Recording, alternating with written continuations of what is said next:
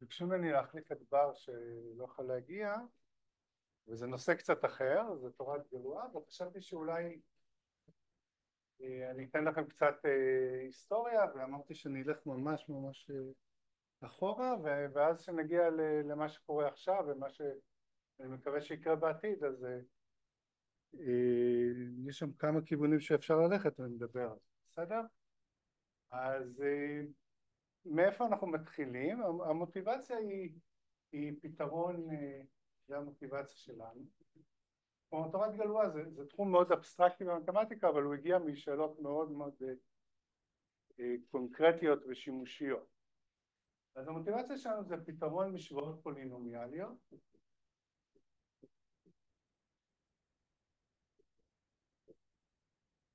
למעשה, מה זה משוואות פולינומיאליות?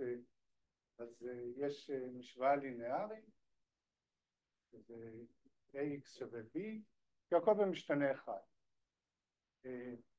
כבר לא טריוויאלי זה משוואה ריבועית, שזה ax בריבוע ועוד bx שווה c, או ועוד c שווה 0, כאילו זה דרך מאוד מודרנית לרשום את זה, ואיכשהו המשוואות האלה הן מאוד קשורות לחלוקת, לגיאומטריה ולחלוקה של כל מיני שטחים למשולשים, למעגלים וזה, ולכן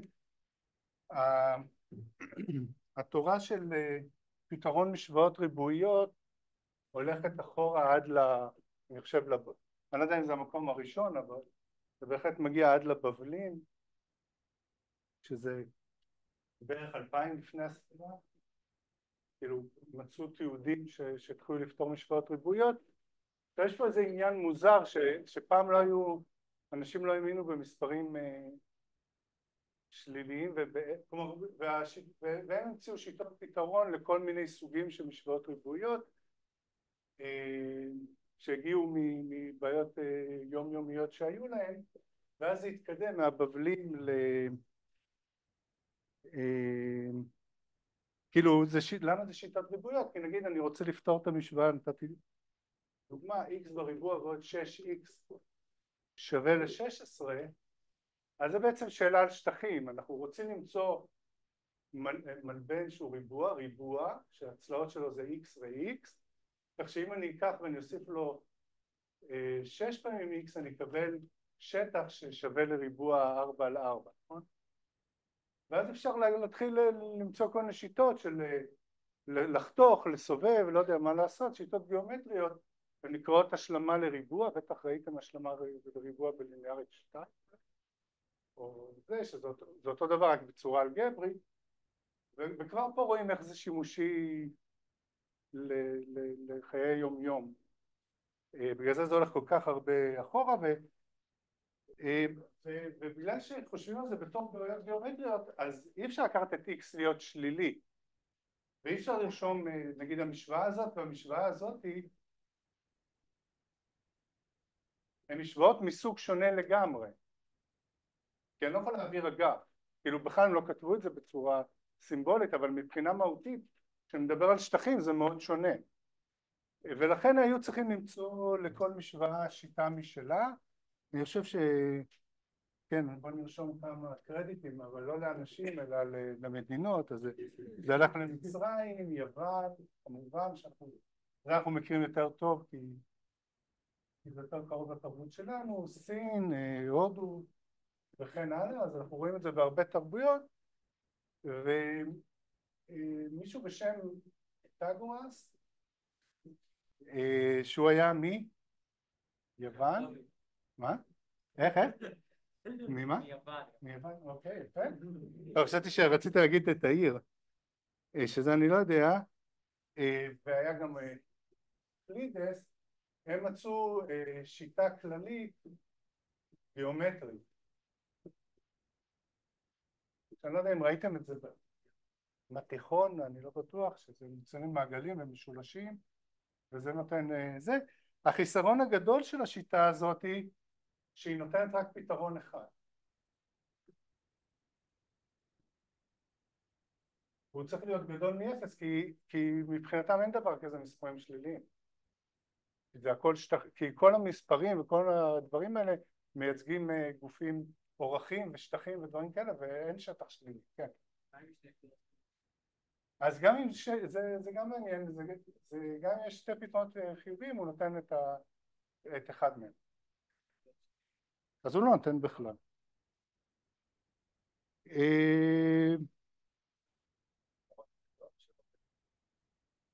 לא בדקתי את זה עכשיו, הצלתי כאילו ממש לכתוב לעצמי את הדרך. פעם שהייתי סטודנט אז זכרתי. אז אני לא רוצה להגיד משהו שאני לא בטוח בו, למזלי זה לא מוקלט, נכון?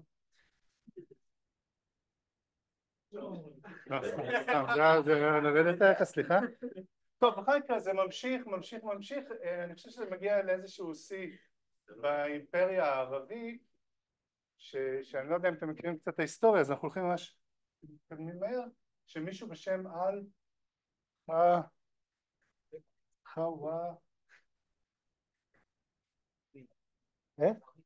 חווארזמי, שכולנו מכירים את השיר הזה, את השם הזה, כי בתרגום ללטינית זה אלגוריתם, כי את החה וזה על שמו נקרא אלגוריתם. הוא נתן שיטת פתרון כללית, אבל הוא היה פרסי, כן? מוצא פרסי. זה משהו שכשאתם פוגשים איראנים בעולם, מתמטיקאים תמיד גאים בעצמם, כי האימפריה הערבית עשתה דברים מדהימים במתמטיקה, אבל הרבה מהם היו פרסי. בכל מקרה, מה? אבל הם היו באימפריה הערבית, בגלל זה רשמתי אימפריה, וציינתי את ההבדל שהוא היה ממוצא פרסי, ולכן האיראנים מאוד גאים בזה, כי זה התרבות שלהם למרות שזה היה בתקופה הערבית. בכל מקרה, דרך אגב, אתם יודעים, הוא כתב, לספר שהוא כתב קראו על אכבר, שבתרגום שזה ספר שמתחיל באיזה 2 עמודים שהוא מדבר כמה אלוהים הוא גדול וכמה הוא חשוב, וכל השאר זה מתמטיקה יהודית, כי הוא היה חייב את זה בשביל להצליח לפרסם, ובתרגום ללטיני זה אלגברה. ופה הגיע השם אלגברה. בכל מקרה, אז הוא נותן פתרון לכל המשוואות הריבועיות, אבל יש לו הרבה משוואות ריבועיות שונות, ולכל אחת מהן שיטת טיפה אחת, כן? כן.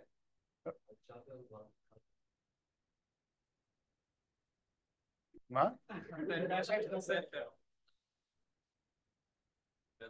כן, יש משהו יותר גדול. אוקיי, לא צריכים להאמין להיסטוריה שלי, בדקתי בוויקיפדיה לפני, אני לא זה.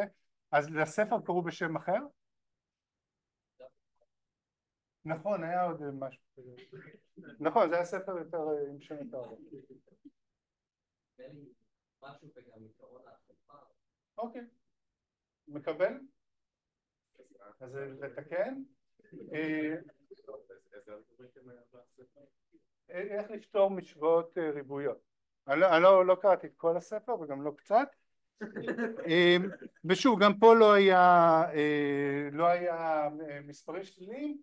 זה ממש מתקשר למה שאני רוצה להגיע אליו, זה לא סתם אני הולך כל כך הרבה אחורה. אז הרבה התעסקו במשוואות האלה. זה לא משנה, האיטלקים ב-1545 מישהו בשם קארד, מה?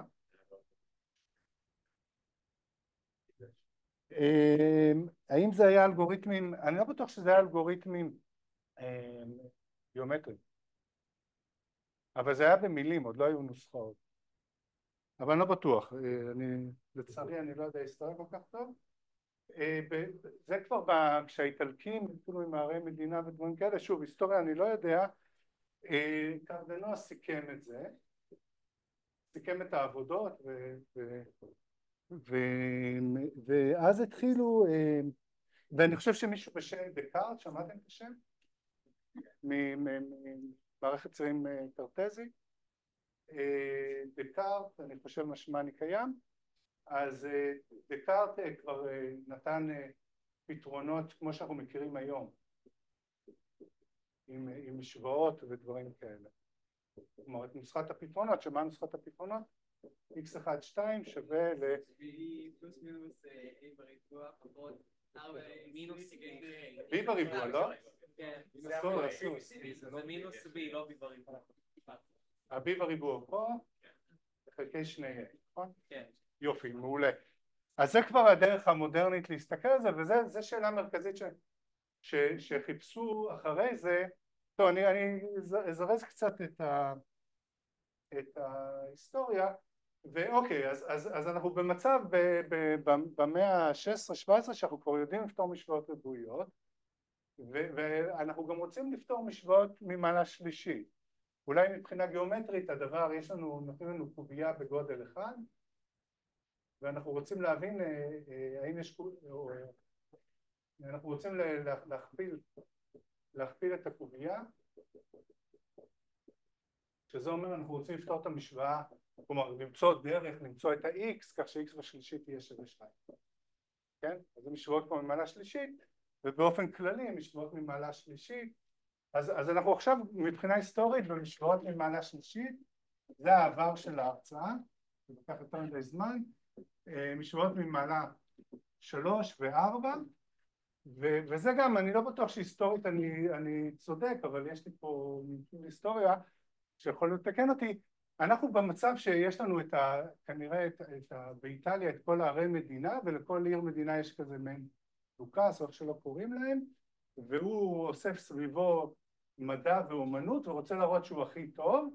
חלק מהמדע ואומנות שהוא אוסף סביבו, הוא אוסף סביבו מתמטיקאים, והם עושים דו-קרב מתמטיקאי, שזה אומר שבדרך כלל מה שהיה קורה שם זה שהם היו באים, נפגשים, וכל אחד היה נותן לשני משוואה ממעלה שלישית או רביעית, כי אין נוסחת פתרון למשוואות ממעלה שלישית או רביעית, ומי שמצליח לפתור ראשון או משהו כזה, או שיש חודש לפתור, מי שמצליח לפתור מנצח, ואז העיר שלו היא יותר זה. שכחתי לרשום את השמות. יש פה סיפור מאוד משעשע, שהוא גם מאוד נכון מבחינה פסיכולוגית של המתמטיקה. היו את השניים המובילים, כאילו האלופים, ואחד מהם היה, שכחתי את השמות, אני מתנצל. ואחד מהם, מה? קרדנו וטרטליה. כן, קרדנו וכנראה, ואחד מהם, אבל אני לא רוצה להגיד סתם שמות בלי זה, וזה רק כדי, זה משהו שראיתי אותו קורה גם במתמטיקה של 10 שנה האחרונים, שיש מחסום פסיכולוגי. אז הם היו את השניים האלה, ואחד מהם היה על ערש דווי, הוא שכב במיטה ועמד למות, והתלמיד שלו שלא היה כזה גדול סעד אותו לפני המוות, וביום שהוא מת, או אני עושה דרמה, אני לא יודע אם זה היה ביום שהוא מת, ביום שהוא מת הוא מרים טלפון, לא היו אז טלפונים, ומזמין, התלמיד שהוא לא היה כזה משהו, ומזמין את הזה שחי, את הכי טוב, לדו קרב. ואז השני אומר לעצמו, רגע, הוא מזמין אותי לדו קרב, אני הרבה יותר טוב ממנו, כנראה המורה שלו מצא פתרון למשוואה ממעלה שלישית, וסיפר לו, ועכשיו הוא מרגיש, אז היה מותר להגיד זה גבר, ומזמין אותי לדו קרב, ואז, אני לא זוכר מי זה היה, זה היה קרדנו, השם השני, הוא אומר, אוקיי, יש פתרון, אפשר להגיע לפתרון למשוואה ממעלה שלישית, אני יודע כאילו הוא לא באמת יודע, הוא רק חושב, אבל אני יודע כי הוא זה, במשך החודש, כמובן שהוא חייב להסכים לדו קרב, אחרת זה, במשך החודש הזה הוא יושב ומצליח, אז זה 100, שכחתי לרשום איזה 100 זה. זה בסה. רשמתי את זה רק בדפים אחרים, אז אני רושם 117, ואני לא בטוח שזה נכון, הוא מצליח למצוא נוסחת פתרון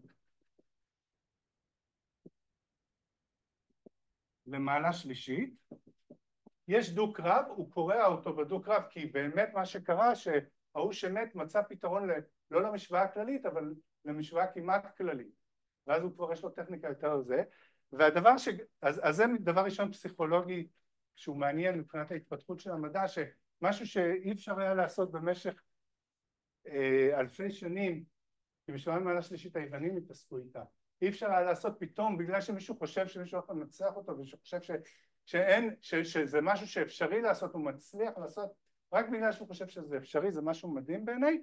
והדבר השני שהוא מעניין גם כן מבחינה היסטורית וגם מבחינה מתמטית, שכדי למצוא, אם אנחנו לוקחים את הנוסחה הזאת, שהיא נוסחה שנראית מאוד דומה לזאת, רק הרבה יותר מסובכת, אבל גם עם סימטריות כאלה, אתם רואים שיש את השורש וזה פלוס מינוס, חייב לבוא בצורה סימטרית, כדי לפתור את המשוואה ממעלה שלישית צריך לפתור משוואת עזר שהיא ממעלה רביעית, ויכול להיות שלמשוואה שהתחלנו איתה יהיה פתרון ממשי חיובי, שזה מספר אמיתי, כן? ממשי חיובי, שזה מספר שאנחנו מוכנים לחיות איתו, אבל המשוואת עזר ממעלה רביעית, כלומר הוא פתר שלישית פלוס רביעית, לא היה חייב לפתור את הרביעית בשביל השלישית, למשוואת עזר ממעלה רביעית אין פתרונות ממשיים בכלל, כל הפתרונות הם רק מרוכבים. אז מי שלא מאמין זה באותו זמן 0 מינוס למספרים מרוכבים הגיעו לקונצנזוס המערבי באותו זמן, כי הבן אדם שלא האמין שיש מספרים מרוכבים למשוואה ממעלה רביעית לא צריך לפתור משוואה ממעלה שלישית עם פתרונות חיוביים. אז מי שאמר אני לא מאמין במספרים מרוכבים לא צריך לפתור משוואות, והוא היה לא רלוונטי, אז זה הסיבה שמספרים מרוכבים נכנסו אלינו, שזה גם לדעתי מאוד מעניין. זה היסטוריה קשורה מאוד לתורת גלואה, כי השאלה הבאה מה קורה ממעלה חמישית. אז גם היסטורית, אני לא זוכר את ההיסטוריה ממש טוב, אבל היסטורית זה מאוד מעניין, כי מיד אחרי כאילו איזה חצי שנה או שנה אחרי שפתרו את משוואה ממעלה שלישית ורביעית ופרסמו את זה, מישהו די מוביל פרסם את הפתרון למשוואה ממעלה חמישית, זה פשוט היה שגוי. למשוואה ממעלה שלישית אין פתרון.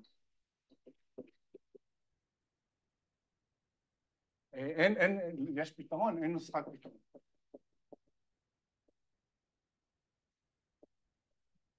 אי אפשר לתת נוסחה כללית כמו זאת שמשתמשת רק במקדמים, אין נוסחת פתרונות כללית.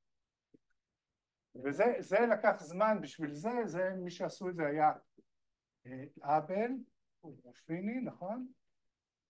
אבל רופיני היו אלה שהוכיחו ממש את המשפט הזה שאין נוסחת פתרונות כללית, כלומר שאי אפשר לתת נוסחה שמערבת, כשאנחנו רוצים פתרונות למשוואות אנחנו חייבים לקחת שורש ושורש שלישי ושורש רביעי ושורש חמישי, נניח שמותר לנו להשתמש רק בשורשים מכל סדר, בפלוס מינוס חייבים, בחלקי וזה, אז אי אפשר למצוא משוואה שכל מקדמים שתציבו בה ייתנו את הפתרון כמו שיש לנו פה. אז זה אבל ורופיני, ומישהו בשם גלואה שהוא הגיבור שלנו בנה את התורה הכללית שמסבירה הכל, שמסבירה את זה. ועל זה אני רוצה קצת לדבר איתכם היום, להגיד לכם קצת מה זה תורת גלואה. אני לא רוצה להגיד לכם מתי הם עשו את זה, כי אני חושב שאפילו הוא יהיה מדויק. כן.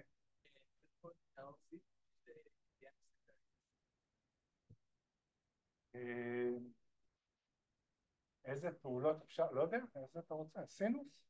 כדי לחלק זווית לשלוש, אז אתה, אם אתה לוקח סינוס, אז אתה, לא יודע, זה תן לי פעולות, נגיד לך את זה, כאילו כיום, זה תלוי בשימושים, אבל אם אתה רוצה נוסחת שימושים, אז אי אפשר אם תיתן לי איזשהו משהו על גבי אחר שאתה מוכן להוסיף פה, למשל סינוס של מספרים ודברים כאלה, אז יהיה עדיין תורת גלואה תהיה יכולה להסביר את זה. זו תורה כללית שמסבירה את זה גם אם אתה משנה את השאלה.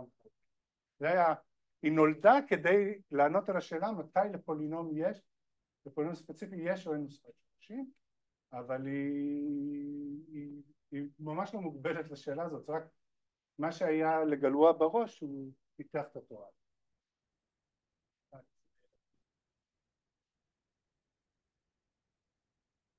תראו, מבחינה פרקטית בימינו אפשר למצוא פתרונות, כי אנחנו יכולים למצוא פתרונות עד איזה קירוב שאנחנו רוצים.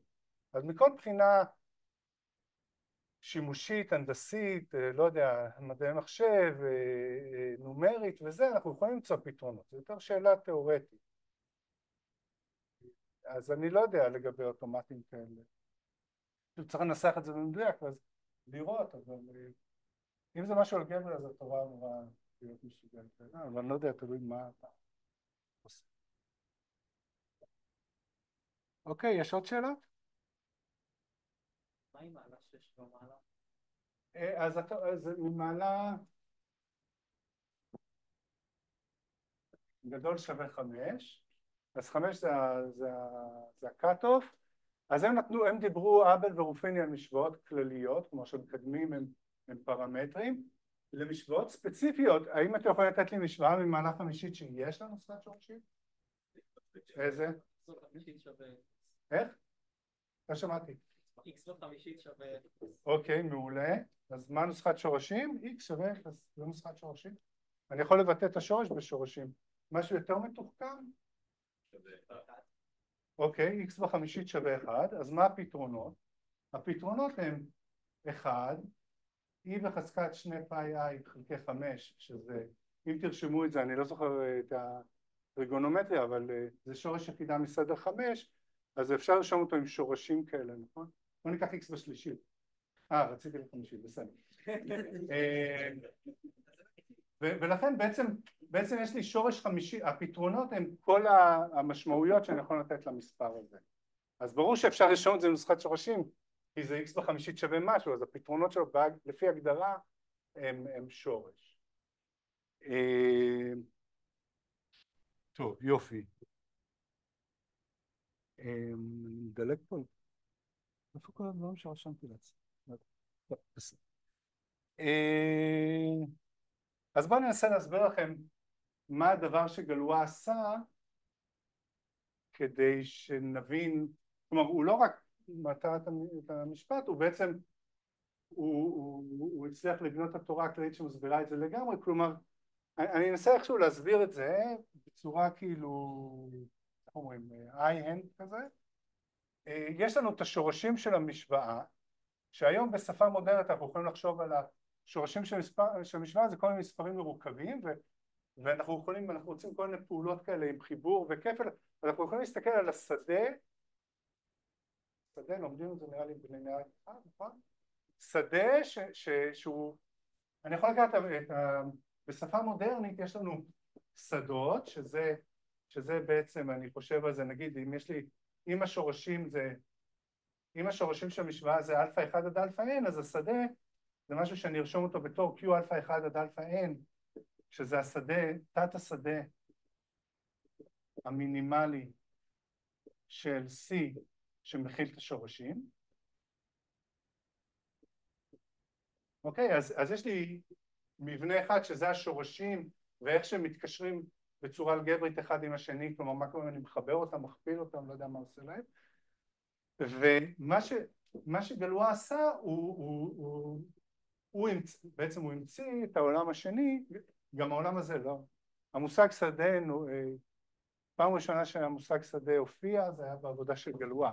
כלומר הוא המציא, לא היה לו שום דבר, הוא המציא הכל והוא מת בגיל 21, כן, אז הוא גם המציא שדה וגם הוא המציא סימטריות, שזה בשפה המודרנית זה נקרא חבורה, שזה כל הסימטריות של השדה. ושוב, לא היה לא חבורה ולא שדה, שני המושגים האלה נובעים מהעבודה הזאת, כל הסימטריות של השדה. עכשיו מה הוא הראה? הוא הראה שזה דבר אינסופי, נכון? כי זה לוקח את Q, לוקח את כל הזה, זה איזשהו אובייקט אינסופי והוא אובייקט מסובך, אני לא יודע, נגיד, אני לא יודע אם יש יחסים כאלה או לא, אבל זה הוא הראה שהחבורה, בוא נקרא לה G כי זה התרגום לחק, החבורה G היא תת חבורה של משהו שנקרא, עם הפולינום ומעלה n, של סימטריק n, שאני עוד רגע אני מנסה לתת לזה טיפה יותר משמעות, ונגיד אם אנחנו לוקחים פולינום ממעלה 5, אז כל התמורות על 5 איברים זה משהו בגודל 5 עצרת, יש כאלה שאומרים שזה 120, זה 4 או 5 עצרת, אז זה כולה משהו בגודל 120, וזה איזשהו תת חבורה של זה, זה משהו מאוד מאוד סופי. אז הדבר הזה אפשר להחזיק אותו ביד, אפשר לעשות איתו דברים, אפשר להרגיש אותו, אפילו בלי מחשב. כאילו, אבל בטח אם יש לנו מחשב, אנחנו יכולים להגיד הכל על זה, וזה משהו אינסופי שאנחנו לא יכולים להגיד עליו כלום. ומה שהוא עשה, הוא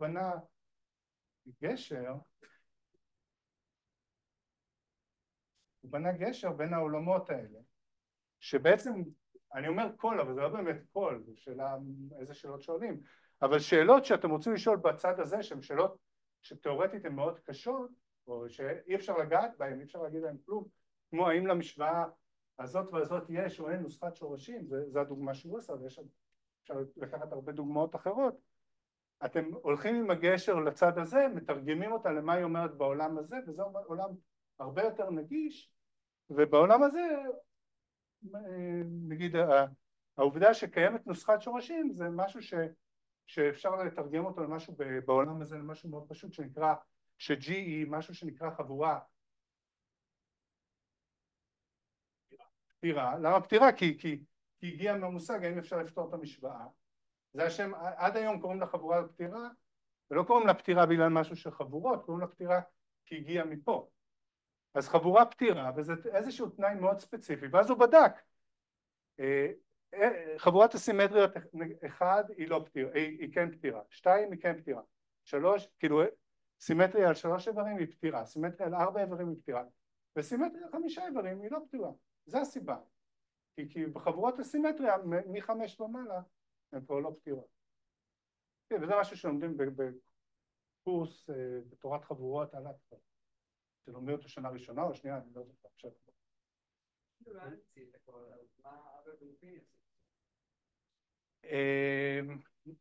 הם דיברו על המשוואה הכללית. אז אבל ורופיני, אבל המציא משהו שנקרא חבורה הבלית. הגיוני? וחבורות הבליות זה האבני בניין של חבורות פתירות. זה קשור, זה גם היסטורית זה מעניין, כי גם אבל וגם גלואה מתו מאוד צעירים. גלואה כתב, זה גם מעניין קצת, גלואה כתב את המאמר שמסביר את זה, והוא כתב את זה בתור מישהו צעיר ומאוד נסער, כאלו חיים סוערים, הוא שלח את זה למישהו בשם קושי, שהיה ראש האקדמיה הצרפתית למדעים, שזה היה הזה, וקושי לא הבין כלום. אז אם אתם לא מבינים את משפט קושי, תזכרו שקושי לא הבין את משפט גלואה. ולא ש... כאילו, כולם קצת מתקשים, זה בסדר. וקושי לא הבין כלום, אז הוא החזיר לו את המאמר. קושי עצמו בעיתון של קושי פרסם כל מיני משפטי התכנסות לא נכונים. קושי זה בכלל סיפור, למרות שהוא היה אדיר וגדול, הוא עשה המון טעויות והיה שחצן, ואז גלואה לא יודע מה הוא עשה, מה לעשות, אז הוא ראה את המאמר של אבל שהוא קצת יותר, טיפה יותר מבוגר ממנו, ואבל היה איפשהו בסקנדינביה, את לא זוכר איפה, נורווגיה, שלח לאבל שהוא היה כנראה הבן אדם היחיד בעולם שיכול היה להבין את העבודה של גלואה, כי הייתה כל כך פורצת דרך, כאילו הכל חדש, כן? הגיע המאמר לאבל, מה אבל עושה? מת. זה נתקע שם, זה לא שיש איזה... אז גלואה לא קיבל את הכבוד של שמישהו יכיר בעבודה שלו, רק הרבה שנים אחרי זה הצליחו להוציא מזה את כל המושגים. אני חושב שמי האנשים? דדקין בטח, שזה המתמטיקאי האהוב עליי, ומי עוד? מי? יכול להיות, כן, כל מיני אנשים כאלה הצליחו להוציא עוד ועוד דברים משם. בסדר, אז בואו נספר לכם קצת מה זה החבורה הזאת, אוקיי? וכן, אני אדלג קצת, אני אעשה כמה דוגמאות לו. אז אני לוקח את הפולינום f, אז כאילו הנה, חייבים בהרצאה מתמטית לפחות הוכחה אחת, נכון? זה? לא, בדיחות אני לא מאמין, זה רציני מדי, הגדרה. אז בהינתן, אני אעשה הכל מעל הרציונלים, אבל זה לא כזה חשוב, אבל בהינתן פולינום מעל הרציונלים, כלומר f הוא x ו-n, ועוד נהיה מתוקנים, זה לא חובה. אז אני לוקח פולינום, אני רושם אותו בתור מכפלה של x מינוס zi, zi הם מרוכבים. אז הגדרנו כבר, ונסמן כמו קודם, q z1 עד zn, את השדה המינימלי שמכיל את ה-zi. אז נגדיר את חבורת גלואה של f, שזה בעצם, אולי אני ארשום את זה בסימון מקוצר, gf, שזה בעצם הסימון, אם אני קורא לזה L שיהיה לי פחות אותיות, הסימון הסטנדרטי זה גלואה של L מעל Q, זה כל, כאילו אני חושב שאני יכול לעשות הכל עם אלגברה לינארית, אז זה כל כן, אלו שדה, אז הוא מרחב וקטורי מעל Q, אז אני יכול לקחת את כל העתקות הלינאריות מ-L ל-L,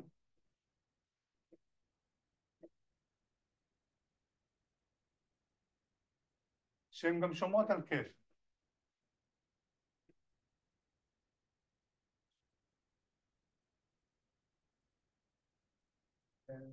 למה לא נגיד שאחד עובר לאחד, כי אני לא רוצה את העתקת האפס. בסדר?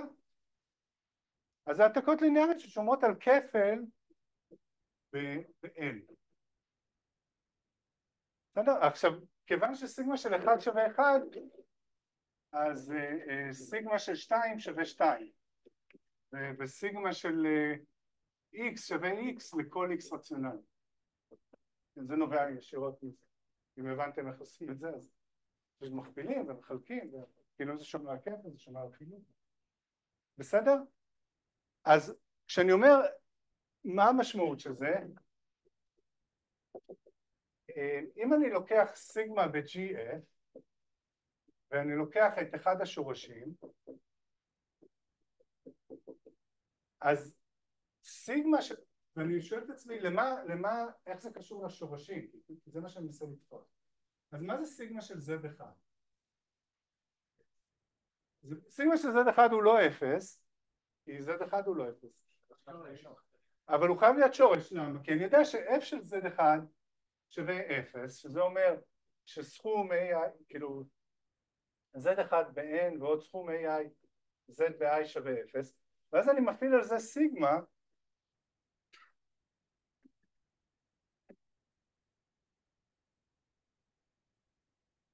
אז זה גם שווה 0, כי את 0 הוא מעביר ל-0, וזה בגלל שסיגמה הוא שומר על חיבור בכפל, זה F של סיגמה של Z1.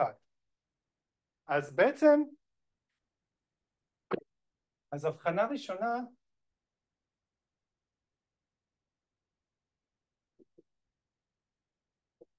זה שסיגמה משרה תמורה על השורשים. למה סיגמה הפיכה? מישהו שאל?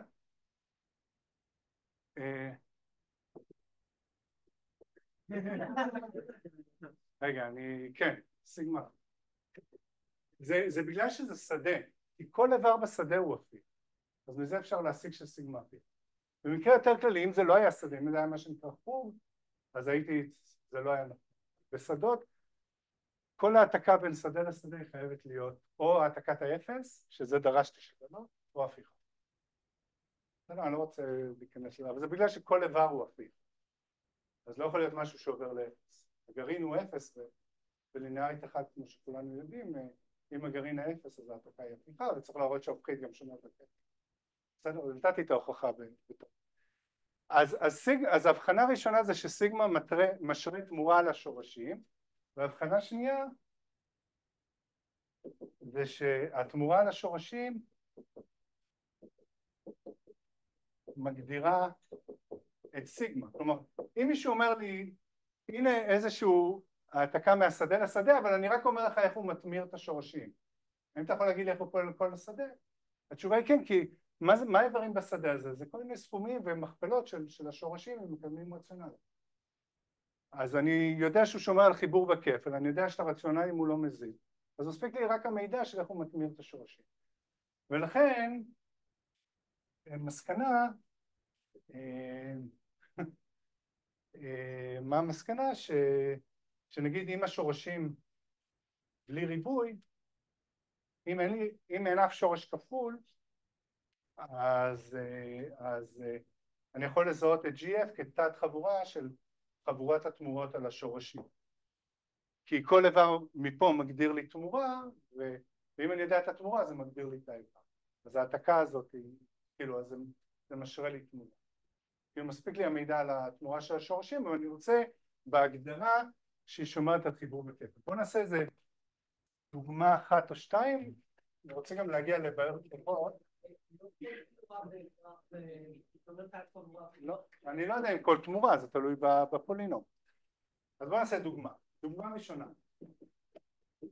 אז בשבילך אני עושה דוגמה שזה לא יצא SN.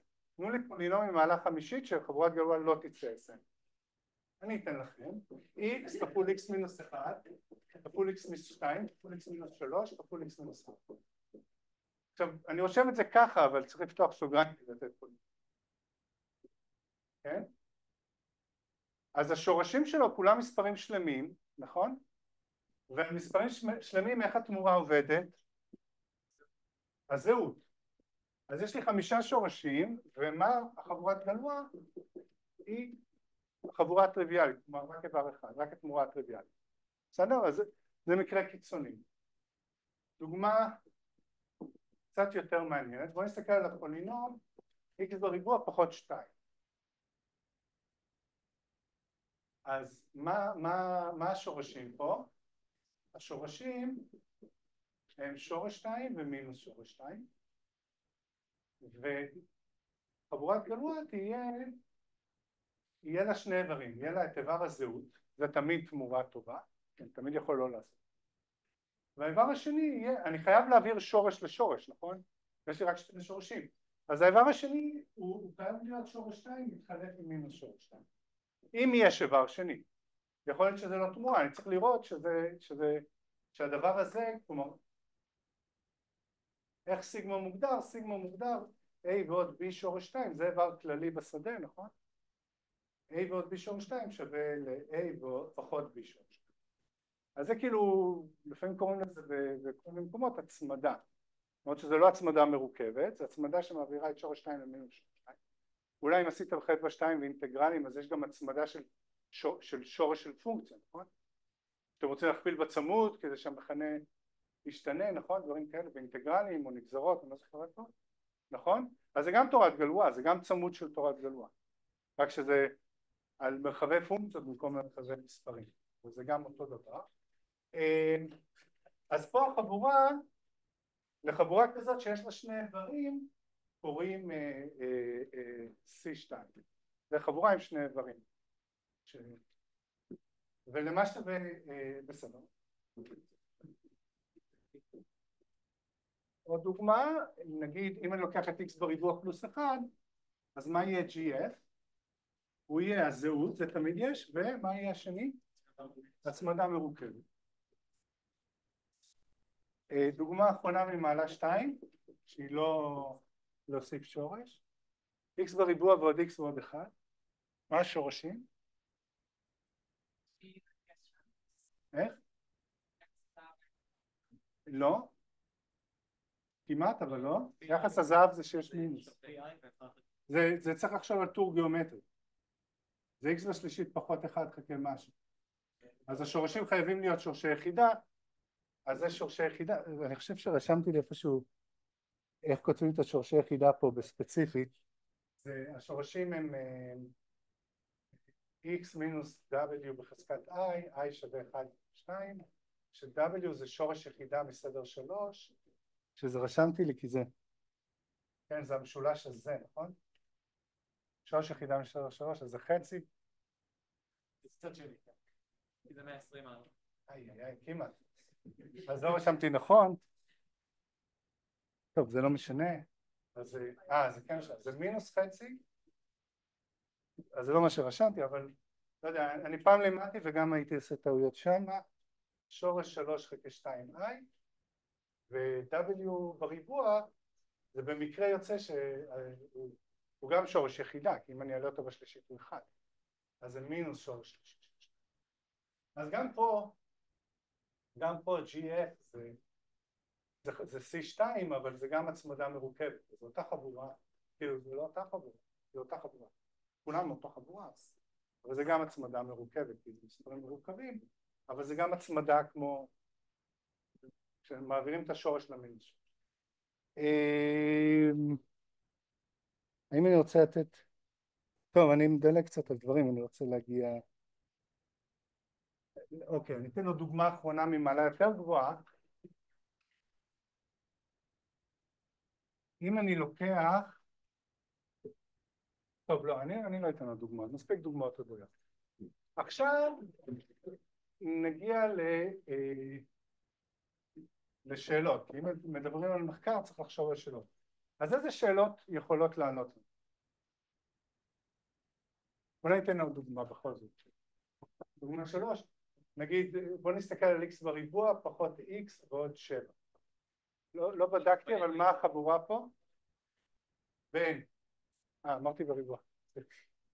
אז זה יוצא SN. אוקיי? איזה שאלות אני, וזה לא טריוויאלי לא. כאילו, לא יודע, לימדת פעם מתורת גלואה? עדיין לא.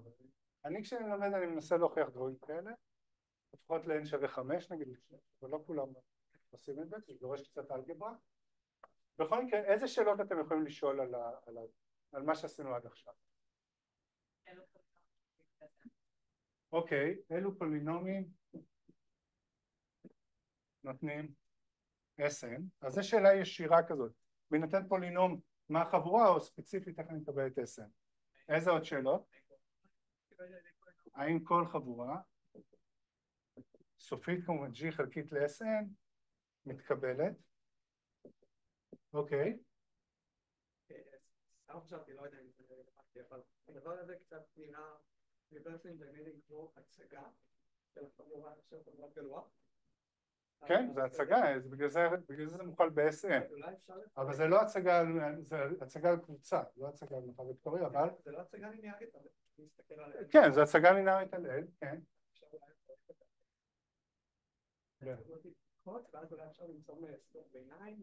אוקיי, כיוון שאני לא רוצה להיכנס לדברים שהקהל לא מבין, קשר למתמטיקה, אפשר שאני ארשום את זה ככה? גבוהה יותר, ובפרט, זו תורה מאוד חשובה, תורת ההצגות, שזו שאלה מצוינת, ויש שם תשובה מצוינת כדי לענות עליה זה מאוד עמוק וזה הולך להרבה מאוד כיוונים מאוד מעניינים. עוד שאלות יש לכם?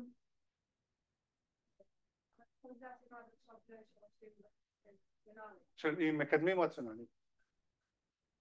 אוקיי, הכללות למקדמים אחרים, הנה.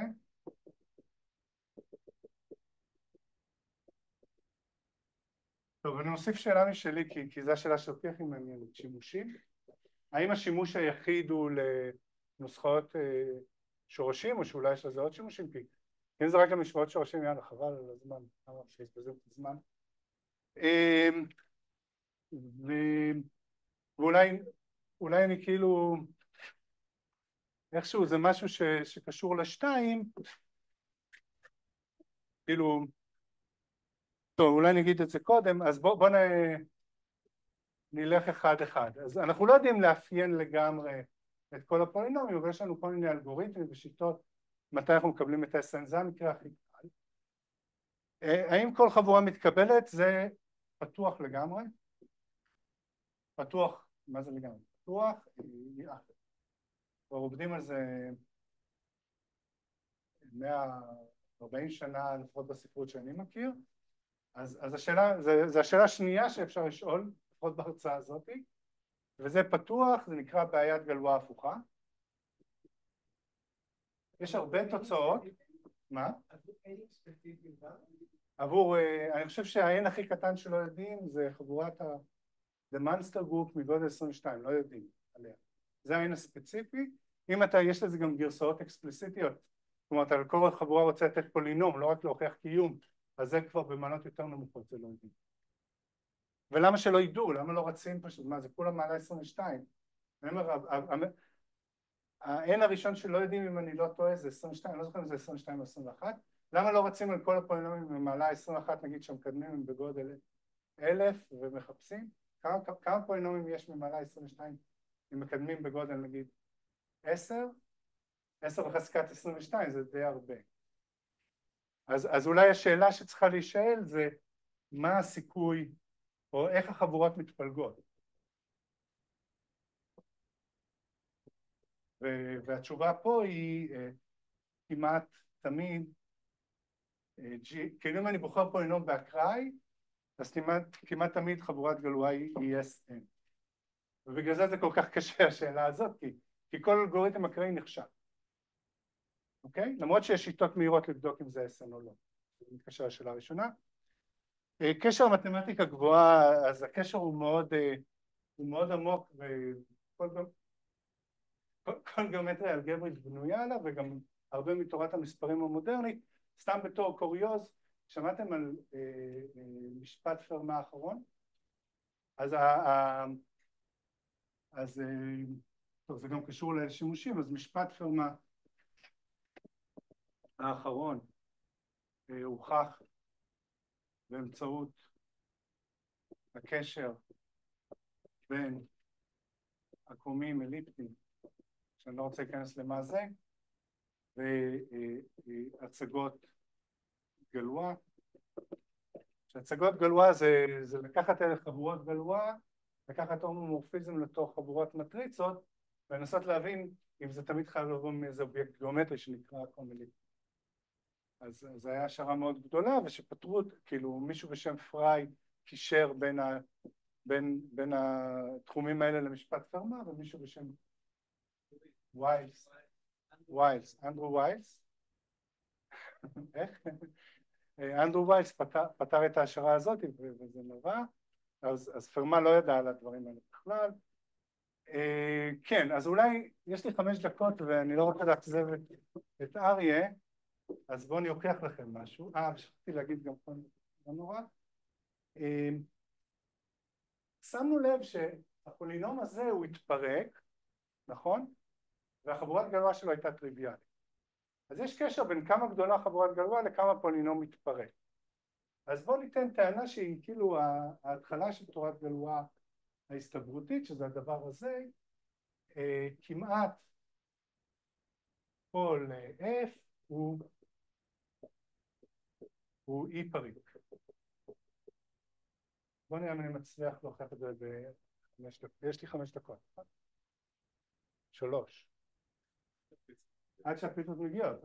אבל שמעתי שיש שביתה. אז למה אני מתכוון? אני לוקח F שהוא שווה ל-X ב-N ועוד סכום AI X ב-I. ש-AI הם נגיד מספרים בין 1 ל-H לצורך העניין. זה לא כאילו משנה כל כך איזה מודל. ואני שואל מה הסיכוי ש-F מתפרק למכפלה של 2 פולינומים ומקדמים שלמים. אז אני כדי לחשב את הסיכוי, זה לא משנה, סתם בשביל ההצגה, ואני יכול לפרק את זה לסיכוי ש-F שווה ל-G כפול H, שהמעלה של G שווה לאיזשהו K. K הוא בין 1 ל-N. כי אם הוא מתפרק, כי הוא מתפרק, אז אחד הגורמים יהיה ממעלה K. אז אני מספיק לי לחסום את הדבר הזה.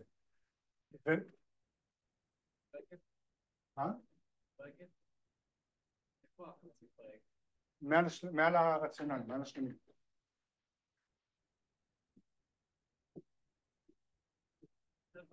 רגע, שנייה, G ו-H הם מקדמים רציונל. מה זה? בסדר, סבבה, אני עושה משהו שנקרא, זה משהו שלמדתי בשלב כל כך מאוחר בקריירה המתמטית שלי. אני עושה את ה-Union bar. אתם יודעים מה זה? כן. זה אומר שהגודל של איחוד קטן מסכום הגדלים. כאילו אם אני שוכח מכל החיתוכים וזה, זה הדבר הכי פשוט במתמטיקה, אז אני עושה אותו. כי יכול להיות שהוא מתפרק בכמה דברים, אז אני אספור את הסיכויים כמה פעמים. אבל אם אני אצליח להראות שזה קטן, שכל אלה קטנים מאוד, אז אני אנצח. מה שווה? אמרתי, לא שווה. כדי לחקור את זה, אני צריך לחקור את זה. כאילו מאיפה למה הסיכוי לזה הוא כל כך נמוך? אז אם F שווה ל-G כפול H, אני יכול להציב X שווה ל-0, ואז אני מקבל ש-F של 0 שווה ל-G של 0 כפול H של 0. ולכן, עכשיו, אני משתמש פה בכמה דברים אלגבריים. זה נקרא למה של גאוס, שהיא אומרת ש-G ו-H הם מקדמים שלמים, למרות שאני מסתכל מעל הרציונלים, המקדמים חייבים להיות שלמים, זה הלמה של גאוס, ופה אני מקבל שאם זה המקדם החופשי של F, זה A0, אז המקדם של G הוא לא יכול להיות סתם מספר שלם, הוא חייב להיות מספר שמחלק אותו. זה יכול להיות מספר מאוד גדול, למשל הראשוני הכי גדול שאתם אוהבים מההרצאה של זאב, שאני לא זוכר כמה הוא היה, אז זה יכול להיות או ראשוני או 1, או מינוס 1. יש לו רק 4 אפשרויות, למרות שזה מספר מאוד גדול. אז פה אני מרוויח. אז הסיכוי ש-F שווה ל-G כפול H, אני אפרק אותו לפי ה-A0 הזה.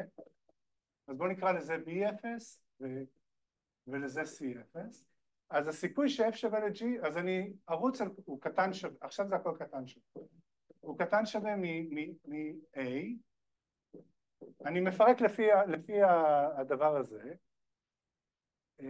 כאילו בוא נחשב כמה, מספר הפולינומים שמהצורה הזאת, קטנים שווים מהאפשרויות ל-A0, האפשרויות ל-B כפול C שווה ל-A, שזה האפשרות לזה וזה, ומספר ה-F שווה ל-GH, כך ש-G של 0 שווה B, H של 0 שווה C, ו-F של 0 שווה A.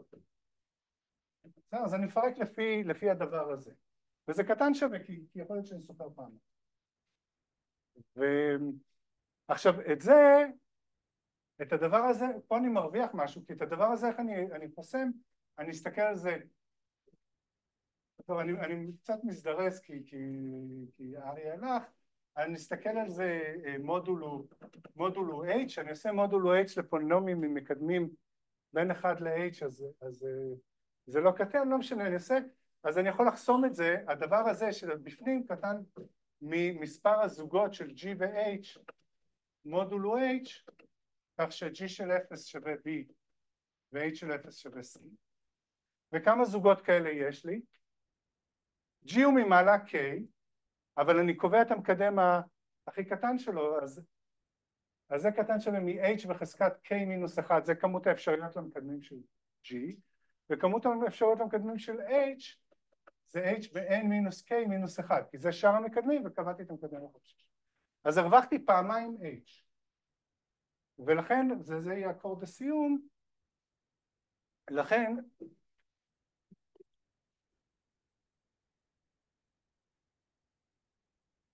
זה קטן הוא שווה מ-1 חלקי הסיכוי, קטן שווה מ-1 חלקי H בריבוע, כי הרווחתי פה פעמיים H, סכום A בין 1 ל-H, סכום B כאילו אני רושם B מחלק את A, זאת אומרת ש-B כפול C שווה A של 1. או אם אתם רוצים, זה מספר המחלקים של A. עכשיו, כמה מחלקים יש למספר שלם? בממוצע, אומרים, אני ממצע. כמה מספרים, אז בשביל זה, לפני שבועיים הייתי פה, שאלתי את זה שבהפסקה כמה מחלקים, כי זה תורת המספרים האנליטית, זה משהו קל שם. זה משהו שהוא מאוד קל, זה לא צריך איזה שהם דברים מסובכים. אבל למספר שלם, כמה מחלקים יש? לא, הרבה פחות. הכי גרוע זה שזה 2 כפול 3 כפול 5 כפול זה, ושם יש, אז זה בממוצע זה H לוג H. כלומר, כדי למצע אני צריך לחלק ב-H. כמות המחלקים היא בערך לוג H, אז זה משהו שאני צריך, את זה אני לא מוכיח היום, אבל זה משהו שהוא כאן, זה נקרא שינוי סדר סכימה, טריק במתמטיקה. אז H חלקי לוג H, אני מקווה שזה קטן מלוג H חלקי H. כלומר, הסיכוי להיות פריק קטן מ-N, כי עשיתי רק את המאורע הזה ויש לי N מאורעות כאלה, אז הוא קטן מ-N כפול לוג H חלקי H, שזה שואף ל-0 וזה מאוד קרוב. דרך אגב, אני אגיד לכם בהערת ביניים שזה גדול מ-C חלקי H, אז זו תוצאה כמעט הכי טובה שאפשר. וזה נחשב מאוד מאוד רך, כי התוצאה הזאת לא הראיתי לכם, אבל היא כולה שינוי סדר. אז רוב הפולינומים הם אי פריקים, למעשה הם הכי אי פריקים שיכולים להיות, שזה אומר שחבורת גלויה היא SN, ואני אסיים בזה שאני אגיד לכם שהמחקר שלי מתעסק בכל מיני שימושים של תורת גלויה, אבל גם הרבה בשאלה של איך חבורת גלויה מתפלגת. אנחנו יותר לא יודעים מאשר יודעים פה, ויש תוצאות שהולכות אחורה, כאילו מעבודות של אורביץ והילברט, הולכות אחורה יותר מ100 שנה, אבל יש גם המון התקדמויות בשנים האחרונות של כל מיני קבוצות, כולל קבוצות בתל אביב, וזהו. והדבר השני שרציתי להגיד, תודה על ההקשבה, ובטוב.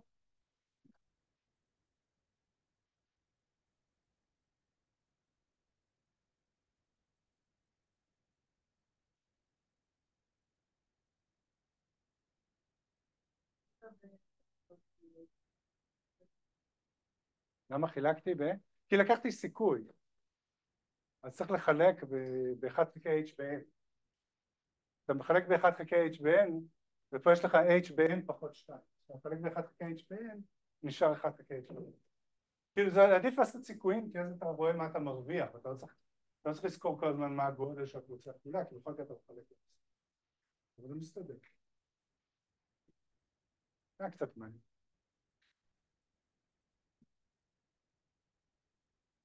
טוב.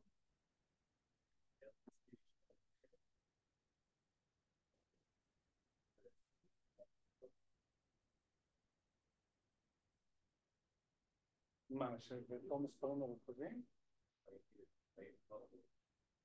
אני חושב שגלואה, הדבר המדהים זה שהוא הצליח לייצר, כאילו הדרך שבה הוא עושה את תורת גלואה הייתה מאוד אקספליסיטית. הוא לא בנה את התיאוריה כמו שאנחנו עושים היום, שעם כל מיני דילמות פשוטות באלגברה ליניארית אתה מקבל הכל, כי לא היה לו את זה. הוא בנה, הוא נתן אלגוריתם שמהמקדמים נותן את החבורה. אז הוא לא בטוח שהוא, אני לא יודע מה הוא חשב, אבל אני לא בטוח שהוא התעסק בשאלה אם קיימים או לא קיימים שורשים, כי הוא בנה את זה עם כל מיני נוסחאות, את השורשים, ואז הוא יכל לבטא את הקשרים האלגבריים בין השורשים והמקדמים. אז אני לא יודע אם הוא לא נתן לזה יותר מדי נראה לי פורמליות מודרנית. זה מאוד מודרני הדרך שאנחנו מסתכלים על זה. שוב, לא היה שדה, לא היה חבורה. כאילו המושג של, כאילו ידעו מה זה תמורות, אבל המושג של תורת החבורות, לדעתי זה נכנס בחבורות מנה פעם ראשונה. כי קבוצות שסגורות לכפל והופכי ב-SN, זה הרבה אנשים חשבו. אבל המושג הזה של לקחת חבורת תמורות ולקחת מודולו, לקחת חבורה נורמלית, זה אחד הדברים, אחד ההישגים האמיתיים שהוא עשה. כי הוא היה צריך את זה בשביל להגדיר חבורות גלואה, בשביל להגדיר בחירות. אז המושג של תת חבורה נורמלית זה מושג שלו. כל תורת החבורות זה תורת נדעו משם. זה נראה לי. אז לא נראה לי שהיה לו יכולת לפרמל את זה כמו ש... אבל אני לא יודע.